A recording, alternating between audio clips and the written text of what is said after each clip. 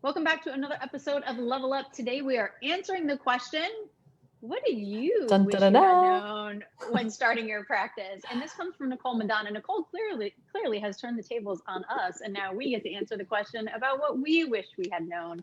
Thank you guys for joining us. We are Kate and Katie of the Private Practice Startup, and Level Up is a series designed all about you, where we answer and help you in private practice by answering your most burning questions.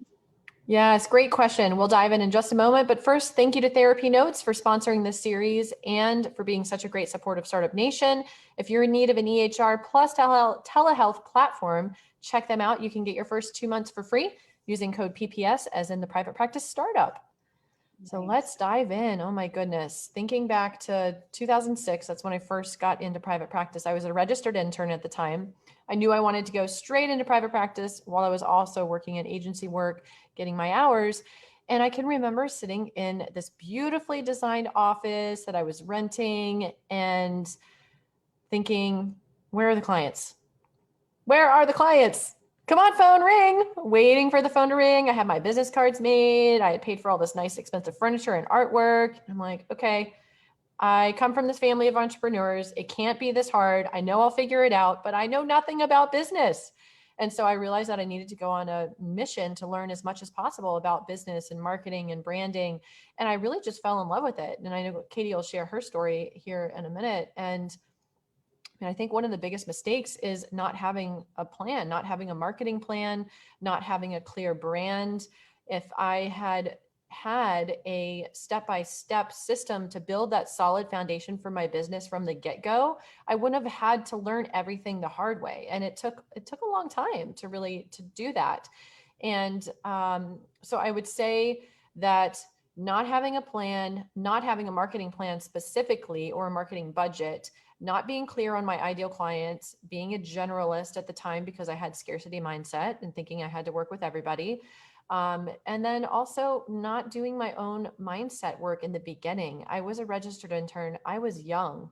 Gosh, I think I was like, when I graduated, I was 24 at the time. So I was 24 and I was intimidated to market myself because I didn't want to be seen as this young person in private practice. So I dressed myself up in suits and I tried to make myself look older and more experienced and stuff like that. But what I really needed to do, instead of the appearance on the outside, was do the inside work and that mindset work to really overcome the imposter syndrome and the scarcity mindset that was a major block for me. And I overcame that over the years.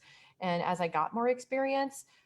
So yeah, I think those are the main things that stand out as major mistakes and things that I had wished I had done differently in private practice. Katie, what about you? Nice. I was just enjoying your story. And I think a lot of the stuff is the same. One of the things that I really wish someone had shared with me, or wish I would have known, was, hey, I want to sit down with you or I want you to think about like a 6-month plan, like a financial plan, and kind of go over some startup costs or whatever, but really focusing on, hey, if you don't realize that you're a marketer first, you're not going to have a business, right? So that's really important. And, all the stuff that we learn and do about like marketing and things like that is you do have to know how to market really to sustain your business. So that would have been really helpful information. And then I think creating like a budget and savings before I, just quit my job full time and went straight into practice full time. I mean, I had been seeing about 8 or 10 clients consistently. However, I was making that work. It wasn't like predicted back then. But I remember going when I left my full-time job in November of 2010 and panicking so much I didn't breathe for 6 weeks.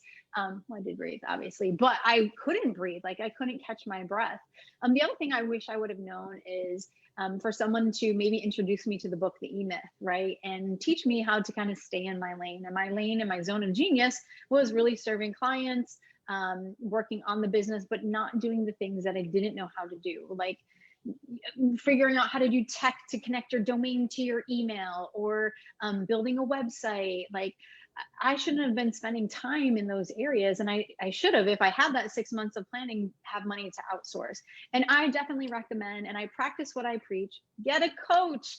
Back when Kate and I first started private practice, there weren't resources like there were today. Thank God for Casey Truffaut. Kate and I had listened to those videos online, but there were no practice building coaches back then. We did have to learn everything the hard way and figure it out. So I would definitely recommend, if you want to fast track your progress, definitely get a coach, a mentor. Don't listen to the masses, because a lot of times the masses will have you going in many, many different directions and chasing the shiny objects like we did. I remember, I think I put a list together of 17 different marketing things I had tried. And Kate and I really talk about, utilizing your strengths, right? So I love video. So utilizing video would be a great way for me to market any business, because it doesn't matter what business it is, because I love video still, right?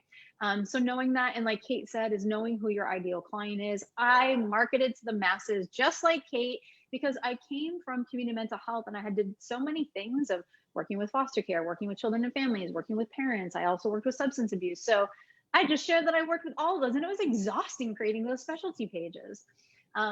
You got to find what you love, and really that's where you shine, and doing the work that you love the best, working with the clients that you love the most. The reciprocity in that, the synergy is amazing. So those are some of the things that I wish I had known. And Nicole, thank you so much for asking this question and allowing us to share a little bit about our stories and taking a trip back down memory lane many years ago. So we hope that this helps you guys and inspires you. And, like we said, we definitely recommend, don't do things the hard way. We would love to help you fast track your progress in building your dream practice and working with the clients you love. And we have a free playbook called Your Dream Private Practice. And everything that we had said in there, it's actually taking the years of experience on what worked.